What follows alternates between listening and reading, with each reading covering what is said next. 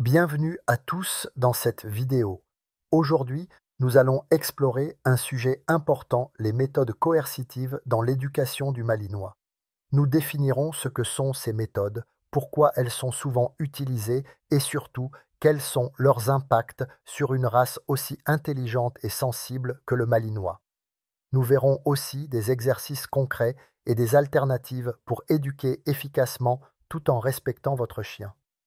Important, cette vidéo est purement éducative.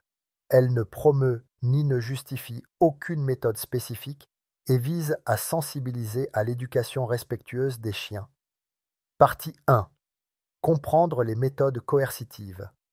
Définition et principes. Les méthodes coercitives utilisent la pression, la peur ou des corrections pour obtenir un comportement. Elles reposent sur des actions comme les corrections physiques légères ou modérées, exemple tiraillement de collier. Les punitions verbales fermes.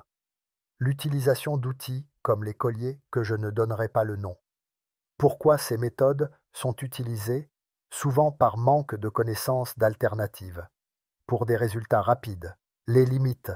Elles peuvent fonctionner à court terme, mais ne favorisent pas une compréhension durable du comportement attendu. Exercice pratique 1. Identifier les signaux de stress chez le chien. Le but, savoir reconnaître les signes que votre chien est mal à l'aise. Regardez attentivement les signaux tels que lèche de truffe, aboiement excessif, oreilles plaquées ou posture basse. Apprenez à ajuster votre approche si ces signaux apparaissent. Partie 2. Les impacts des méthodes coercitives sur le Malinois, impact émotionnel. Les Malinois, très intelligents et sensibles, peuvent perdre confiance en leur maître, développer de l'anxiété chronique ou des comportements agressifs. Impact comportemental. Les comportements obtenus par coercition sont souvent basés sur la peur, pas sur une compréhension réelle. Cela peut entraîner une obéissance forcée, mais pas une vraie coopération. Alternative respectueuse, teasing pour la suite. Si la coercition peut corriger un comportement, les méthodes positives permettent de construire une relation durable. Exercice pratique 2. Développer la coopération via le renforcement positif. Le but, remplacer une méthode coercitive par une alternative douce. Choisissez un comportement à travailler, exemple marcher au pied.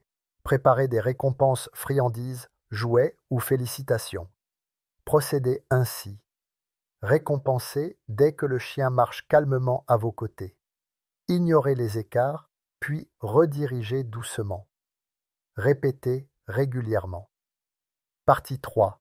Les alternatives aux méthodes coercitives. Pourquoi opter pour des méthodes bienveillantes?